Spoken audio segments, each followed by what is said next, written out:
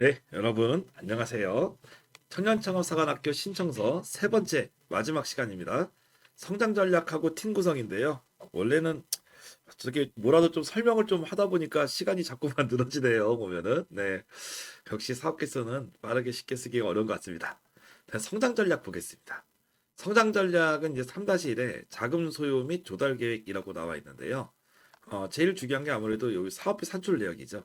사업비 산출 내역에서 여러분이 내용을 쓰는데 이 항목을 조금 이렇게 좀 나중에 필요하면 이렇게 늘려서 이렇게 좀 쓰시면은 좋을 것 같고요. 그리고 여기에 있는 항목이 이거에 외에서도 예시 항목에도 좀 특별한 것들이 더 있습니다. 예를 들어서 이제 뭐 무형자산, 지식재산권 확보비 이런 거, 그리고 이제 기계장치 이런 내용들이 저는 공문에 원래 여러분이 들어가 있는데 그런 항목을 가지고 내용을 좀 더 쓰시면 될 것 같아요. 그리고 대부분 이제 아까 마케팅 비용 같은 경우는 대부분 요 지급 수수료 항목에 이렇게 들어갑니다.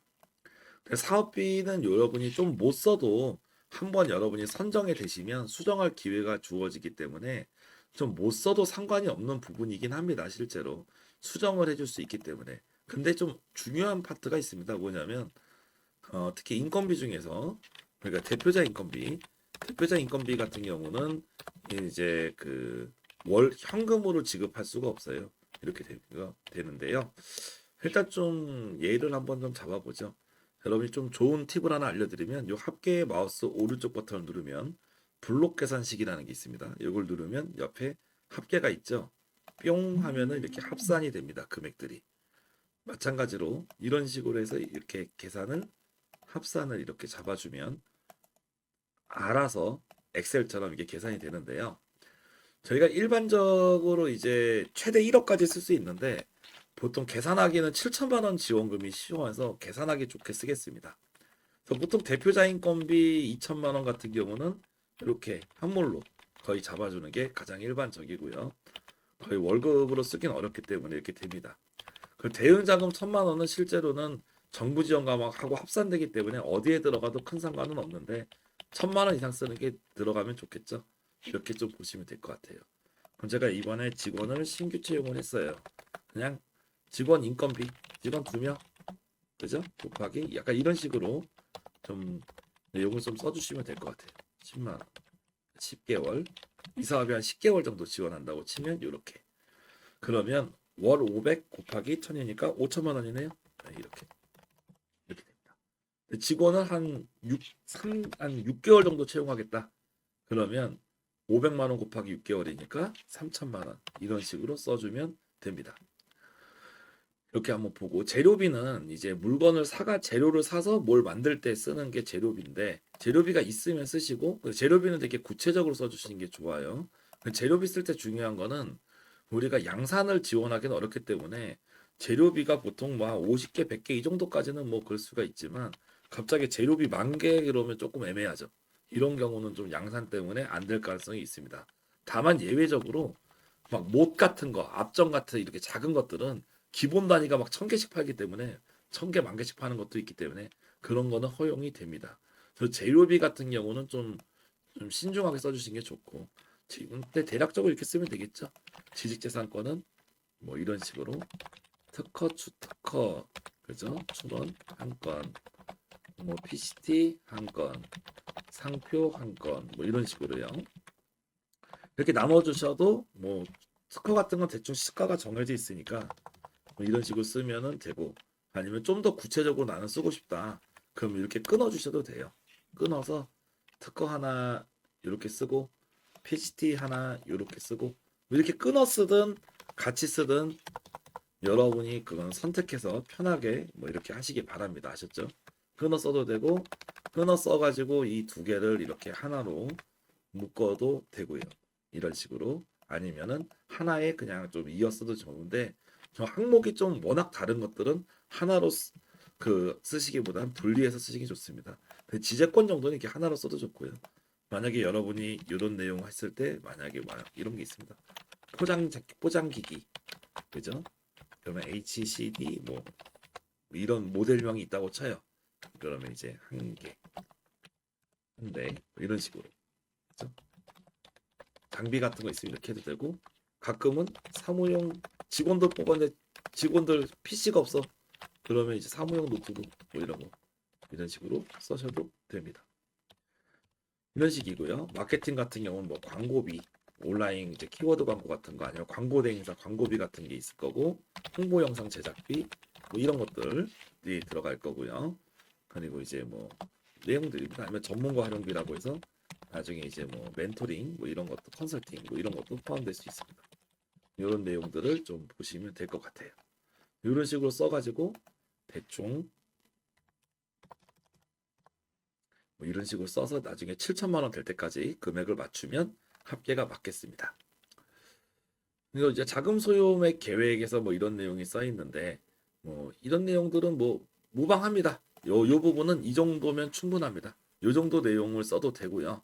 예. 아니면 이거를 쓸 공간이 없다. 그러면 빼도 무방해요. 예, 빼도 솔직히 뭐 사업비 보면 되니까 크게 무방해요. 근데 이 두 가지예요.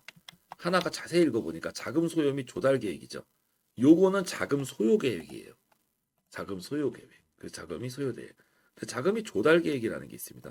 그 조달 계획 쪽을 좀 나눠봅니다. 그래서 우리가 이제 소요 계획이라고 한다는 거는 자금을 어떻게 쓸 거냐에 대한 내용이고, 그리고 조달 계획이라고 하는 것은 자금을 어떻게 조달할 것인가, 뭐 이런 내용인데, 소요 계획 같은 경우 기본적으로 여기서 사업비 계획은 써 있잖아요. 그래서 원래는 조금 더 쓸 수 있습니다. 특히 정책 자금이나 대출 쪽에서는. 근데 여기서는 그렇게까지는 안 써도 상관이 없을 것 같아요. 보면은 그래서 개인적으로는 이 부분이 우리가 항목도 부족하고 그래서 좀 빼도 상관이 없다라고 좀 추천을 드리고요. 여기서도 뭐 1억 원이 자금이 필요하다고 써 있는데 원래 소요 계획은 이렇게 쓰면 안 돼요. 더 디테일하게 써야죠. 금형비가 얼마 들고 생산비가 얼마 들고 마케팅비가 얼마 들고 그렇게 써주는 게 소요 계획이거든요. 이렇게 너프하게 쓸 바에야 차라리 안 쓰는 게 낫다. 이런 내용이에요. 이런 거는 좀 구체적이죠. 3천만 원 상당히 기계 구입 뭐 이런 거. 뭐 이런 내용입니다.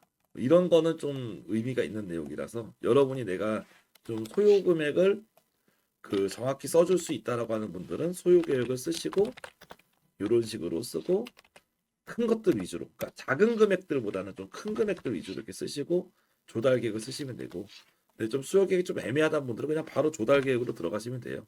이것도 따로 표시할 필요는 없습니다.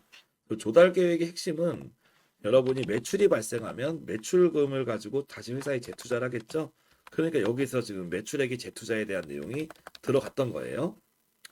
근데 이거 말고도 지금 여기서는 이제 투자에 대한 조달금 내용을 얘기하고 있고, 그렇죠? 그리고 여기도 대출에 대한 내용을 얘기하고 있습니다. 맞죠? 이런 내용들이죠. 투자, 대출 뭐 이런 내용들을 얘기하고 있어요. 뭐 이상 조달 내용이 뭐 크진 않죠. 그래서 요 정도면 뭐 그냥 좀 뭐 크게 나쁘진 않은 것 같습니다. 그래서 요 부분은 더 잘 설명할 수도 있지만 더 잘한다고 해서 어 그래요. 근데 굳이 조금 내가 더 잘하고 싶다 그러시면 내가 제품을 만드시는 분들은 이건 어차피 뒤에 매출을 어떻게 끌어올릴 건지 내용이 써 있기 때문에 쓸 필요가 없고 투자 유치 계획 정도는 여러분 좀 들어갔으면 좋겠고 아니면 아까처럼 융자 그리고 대출 계획 정도는 여러분이 좀 들어가는 것도 괜찮습니다. 그 기존의 매출액이 발생하고 있는 회사는 아까처럼 예시대로 매출액을 재투자하겠다 이런 내용 정도면 간단하게 쓰시면 되니까 넘어가겠습니다. 핵심은 요거예요. 시장 진입 및 내 성과 창출. 내수 시장이 되어 있는데 내수 시장에서는 요렇게 쓰면 나 떨어뜨려 달라는 얘기죠. 탈락해 달라는 얘기예요. 왜냐하면 내수 시장에서는 아까도 얘기 드렸지만 주 소비자층 즉 이제 영어로는 이제 타겟이죠.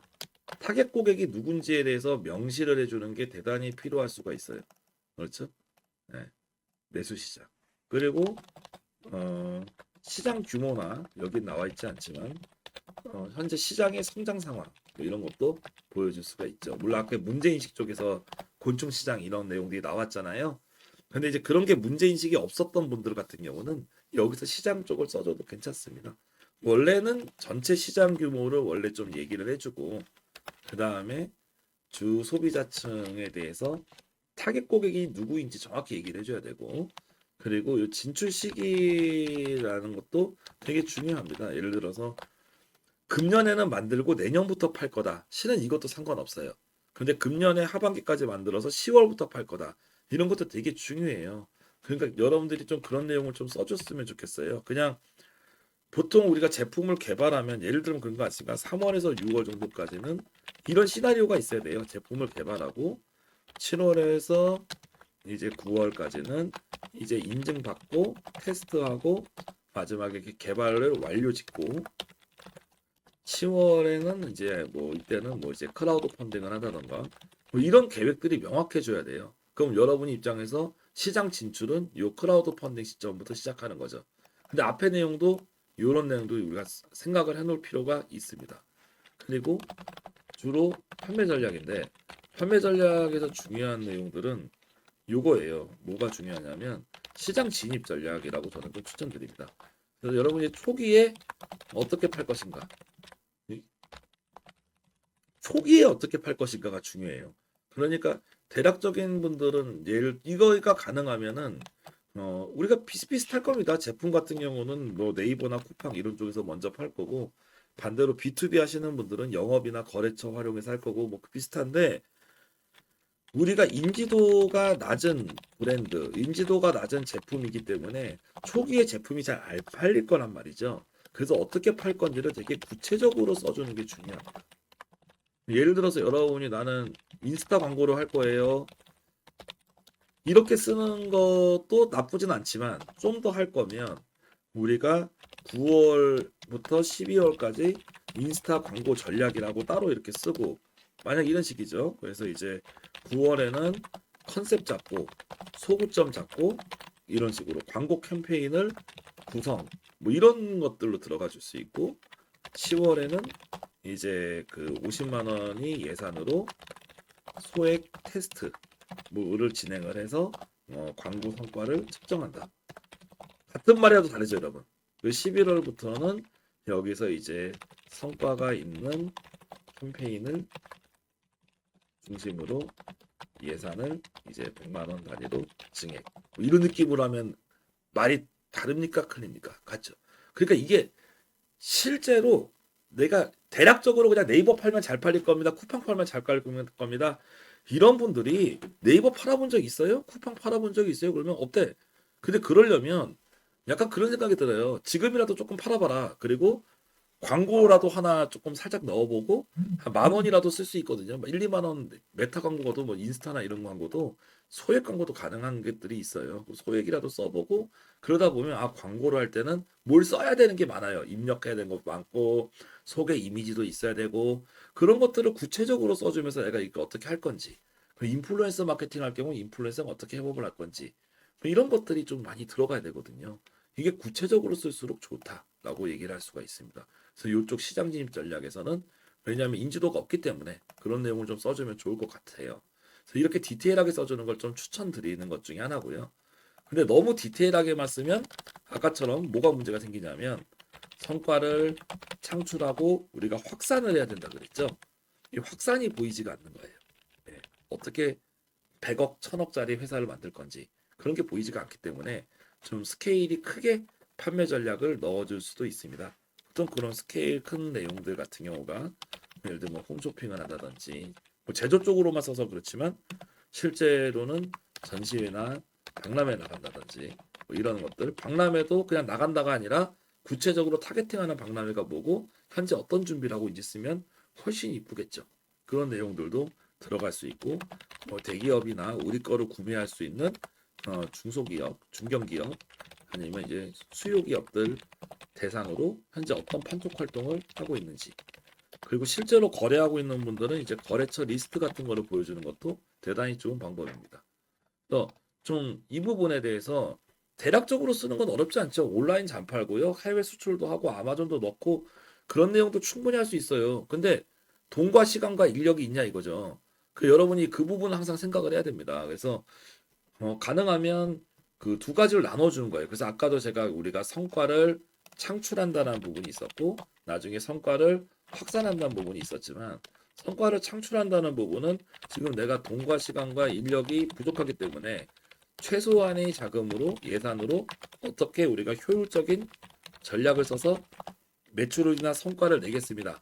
이렇게 얘기하는 거고 확산은 창출은 어떤 시점이냐면 창출에 대한 시점은 2025년이나 아니면 2026년입니다. 금년 또는 내년 정도 시점이 거예요. 확산은 내가 어느 정도 이제 회사에 돈도 들어오고 투자도 받고 회사가 커졌을 때 아니면 대출도 받고 이런 식이에요. 이런 느낌으로 좀 보시란 말이죠. 그래서 이때는 돈과 시간과 예산이 있어요. 그러니까 어떻게 돼요? 잘 됐으니까 키워야죠. 그러니까 이때 대규모로 키우기 위해 가지고 이때는 완전히 제품 같은 경우는 대량 생산해서 가격도 낮추고 가격도 완전히 다운시키고 뭐 이런 것도 들어갔고 돈과 시간이 있는 거예요. 이제부터는 이때부터는 뭐 TV 광고도 들어가고 라디오 광고도 하고 그죠? 대기업하고 같이 협업도 하고 뭐 이런 내용들이 이제 세게 들어가는 거죠. 여기서는 반대로 여기서는 충분한 예산을 가지고 확실하게 성과를 내겠다. 이런 느낌으로 가는 게 이제 확산에 대한 개념입니다. 그럼 이제 성과 확산이 시점이 다르잖아요. 그러니까 여러분 입장에서는 나중에 마케팅을 쓸 때 단기 전략으로는 아까 창출이란 얘기죠. 창출 관점에서는 어떻게 쓰고 그리고 향후 성장 전략 내수라고 하더라도 아까 확산에 대한 내용이죠. 이렇게 나눠서 쓰시면 내용이 크게 이쁘게 나올 겁니다. 아셨죠? 네. 그리고 현재 진출하신 경우는 이렇게 쓰고 만약에 저 같은 경우는 이 스타트업 TV 같은 경우는 이제 유튜브에 유통했죠. 네, 유튜브 유튜브 채널이고 저희 같은 경우 이제 드림 스타트업이라고 여러분이 보시는 그 창업 홈페이지가 있는데 이 홈페이지 같은 경우는 앱을 하시는 분들 그냥 앱 이름 쓰면 돼요. 그렇죠? 아니면은 저희는 이제 아직 앱까지는 아니라서 이렇게 썼지만 내가 만약에 안드로이드나 iOS에 등록돼 있다. 그러면 앱스토어지. 네. 맞죠? 앱스토어. 앱스토어 등록돼 있고 그리고 이제 플레이스토어에 등록돼 있는 거죠. 이런 식으로 이제 소프트웨어 같은 경우도 채널을 쓰실 수가 있죠. 여기는 진출 실적이니까 이미 진출한 것만 그렇게 쓰면 되죠. 그럼 여기서는 아까 약재상과 쿠팡 등 판매 중이라면서요. 그럼 약재상을 써야죠. 그죠? 약재상 어딘지 쿠팡도 써야겠죠. 군뱅이 같은 경우는 여기서 쿠팡 써야 되고 그죠? 약재상도 무슨 땡땡 상회 뭐 이런 식으로 써야겠죠. 네. 이런 식으로 이렇게 써주면서 구체적으로 써줄 필요가 있습니다. 그러니까 이게 두 가지가 좀 시장 내수는 그래서 좀 생각보다 중요한 내용이지만 타겟 고객이 누구인지 그리고 어떻게 팔 것인지 근데 초기에 어떻게 팔 것이고 나중에 잘 되면은 어떻게 확산시킬 것인지 이런 내용을 써주는 게 중요합니다. 그리고 이쪽에서 실제로 팔았던 실적이 있으면 가능하면 이제 사진이나 이미지 같은 걸로 증빙을 해주시는 것도 좋습니다. 왜 그러냐면 되게 리얼리티해 보이거든요. 이런 것들이 실제로 내가 잘하고 있다는 거. 그러니까 가끔 그런 분들이 있어요. 실제로 되게 잘하고 계셔가지고 거래처도 막 10개, 20개 있고 매출도 잘 나오고 있는 게 있는데 이걸 사진이나 이미지로 증빙을 안 하니까 이게 이분이 잘하는지 못하는지 모르는 거죠. 그러니까 이제 창업 지원은 뭔가 잘하는 업체들을 좀 집중적으로 뽑아준다는 느낌이 있기 때문에 여러분들이 내세울 수 있는 실적이 있으면 과감하게 어필을 하실 필요가 있습니다. 수출도 위에서 마찬가지 그런 개념으로 여러분이 써주시면 되겠고요. 네, 메커니즘은 비슷합니다. 성장 전략에 대한 내용들은 비슷하고 수출 관련된 인력도 쓰게 됩니다. 목표는 제가 앞에 이제 있었던 내용으로 설명을 드렸으니까 여기 협약 기간 내 성과 목표죠. 그러니까 이제 2025년 안에 이룰 수 있는 성과를 쓰시면 되는데 여기 있었죠? 네, 협약 기간 내 우리 요약에 달성 목표 있잖아요. 거의 그대로 된 내용을 쓰시면 될 것입니다. 됐죠? 그리고 팀 구성 마지막으로 이제 팀 구성입니다. 4번 팀 구성 쪽에서 김곤충 대표자는 국립대 연구원으로 창업, 곰뱅이를 개발해 특허 등록하였고 뭐 마케팅 역량이 우수하다 뭐 이렇게 써 있는데 아까 저 이것만 보고는 이분이 우수하다는지 알 수가 없어요. 그래서 만약 이분이 연구원이라면서요. 그럼 연구원을 했었으면서 논문 같은 게 있을 거 아닙니까? 그럼 본인이 이름이 게재된 논문 같은 걸 낼 수도 있고 아니면 본인이 연구 학회 활동 같은 걸 할 수도 있고 그렇죠? 아까도 특허도 있지만 뭐 특허 등록증 같은 걸 보여줄 수도 있고 아니면 해외에 나갔다고 하면 해외에 나가서 있었던 경험에 대한 사진 같은 게 들어갈 수도 있고 반대로 여기는 없지만 여러분이 만약에 디자이너다. 여러분이 만든 포트폴리오가 있을 거 아니에요. 아니면 여러분이 설계자다. 이런 분들은 다 있을 거 아니에요. 여러분이 개발자다. 여러분들 포트폴리오 같은 것도 되게 도움이 돼요. 하다못해 여러분이 지금 창업 교육을 받았다 어디서 그럼 이수증이나 교육 수료증 같은 게 있거든요. 이런 것도 너무 좋고 대회에 입상했다. 그럼 상장 같은 것도 되게 좋은 겁니다. 이런 것도 이런 것들 넣으면서 대표자가 능력 있다는 걸 최대한 보여주시고 내가 창업을 위해서 열심히 노력했다는 것을 보여주시기 바랍니다.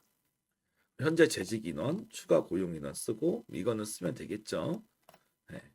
그래서 고용 인원은 이제 좀 합리적인 수준에 쓰면 될 것 같고 너무 고용이 없으면은 솔직히 좀 그건 창업자로 보기가 어렵기 때문에 그냥 이거는 그거예요. 현재는 어렵지만 우리가 정부 지원을 받았으면 이 정도 뽑을 거고 또 사업이 잘 되면 더 뽑을 수 있다. 그런 이제 사업이 잘 됐을 때를 가정하는 거니까 잘 됐을 때 생각해서 여러분이 써주면 되겠습니다. 여기는 현재 있는 직원들, 여기는 앞으로 잘 됐을 때 뽑을 직원들. 이 두 가지가 들어가는 거죠. 아까도 마찬가지지만 성과를 창출할 때 우리가 뽑는 직원들을 먼저 써주고 나중에 확산되면 써줄 수 있는 직원들 써주면 되겠죠.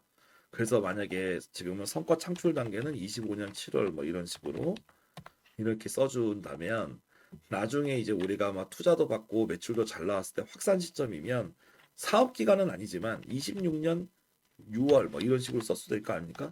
그죠? 이런 식으로 해가지고 쓸 수도 있는 거잖아요. 이런 식으로까지 같이 좀 그래서 아까처럼 최소한의 현재 상황 그리고 지원금을 받아서 성과가 창출됐을 때 그리고 정말 사업이 달려서 막 50억, 100억, 1000억짜리 회사가 되는 확산 단계일 때 그래서 이렇게 나눠 가지고 여러분이 끊어서 생각해 보면 아주 좀 이해가 되시지 않을까 싶습니다. 그리고 업무 파트너는 여러분이 제품을 도와줄 수 있는 기술 쪽 파트너, 그리고 판매를 도와줄 수 있는 판매 쪽 파트너, 아니면 투자를 도와줄 수 있는 투자 쪽 파트너 등을 여러분이 넣으시면 되겠고요.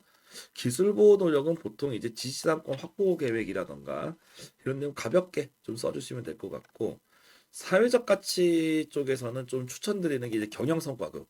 경영성과급이 그냥 보너스예요, 여러분. 그러니까 추석 보너스 이런 거 충분히 다 줄 수 있잖아요. 그러니까 성과급은 여러분이 충분히 쓸 수 있고 직무 발명 보상은 이제 직원이 발명을 했을 때 특허나 이 상표 디자인 아이디어 냈을 때 거기에 대한 보상인데 우리가 소액이라도 보상하면 되는 거니까 여러분들이 가능하면 하시면 좋을 것 같아요. 내일 채용 공개도 어렵지 않기 때문에 쓸 수 있습니다. 그리고 스톡 옵션 같은 경우는 법인 같은 경우 이거 등기에 넣는 게 전혀 어렵지가 않거든요. 그러니까 법인 등기할 때 이거 하면 되는 거라서 하셔도 괜찮아요. 나머지 부분들은 솔직히 우리사주나 이런 내용들은 쓰든지 말든지 솔직히 별로 실현 가능성이 없어요. 창업 기업들 위주에서는. 쓸 수 있으면 그냥 여기 있는 거 쓰시고 근데 저기 알고 써야겠죠. 사내 근로복지기금이나 이런 거. 이런 건 좀 모른다 그러면 안 써도 상관없습니다. 그리고 한번 좀 시간 되면 알아보되 뭐 시간 없으면 넘어가도 상관없다라고 볼 수 있어요. 실제로 사내 근로복지기금 같은 경우는 일반 스타트업 하기가 어렵거든요. 외가 개인적으로는 완전히 비추천합니다. 그 의외로 이거를 못 쓰는 분들이 많아요. 지역 특화 분야의 산업을 추진하겠다 이걸 못 하는 게 맞는데 예를 들어서 그런 거예요. 여러분들이 만약에 지금 저희는 이제 서울시니까 서울시가 이제 보통 중점 분야가 초격차, 신산업 그리고 뷰티 분야거든요. 이거 공문에 보면 나와 있어요. 그럼 뭘 할 거냐? 예를 들어 가지고 그 뭐 그런 것도 있습니다. 하다못해 좀 몇 가지 좀 팁을 드리면 고용입니다. 서울시 내에 있는 그런 이제 서울시 거주하는 사람들을 그 채용하겠다. 이런 것도 지역 특화랑 맞죠. 서울시에 지원하면서 청년창업사관학교 서울에 지원하면 서울 쪽에 거주를 채용하겠다. 이것도 고용 쪽에 도움이 되죠. 반대로 개발 같은 것도 서울시에 있는 이제 외주 개발 회사에 맡기겠다. 이런 것도 당연히 되고 또 서울시에 있는 회사들하고 뭐 협업을 하겠다. 이런 것도 되는 거잖아요. 그러니까 생각보다 조금만 생각을 하면 여러분이 내가 넣고자 하는 지자체의 그 기관하고 뭔가 같이 할 수 있는 것들이 있는데 해당 사항 없으면 때려버리면 너무 무의미하지 않습니까, 여러분? 다 있어요. 생각을 해보면은 조금이라도 그런 게 있을 겁니다. 그래서 왜냐하면 요 예시에 보면 지역 경제 활성화 제가 좀 전에 얘기 드린 게 이런 거예요. 지역 업체들하고 뭘 같이 할 수 있는가?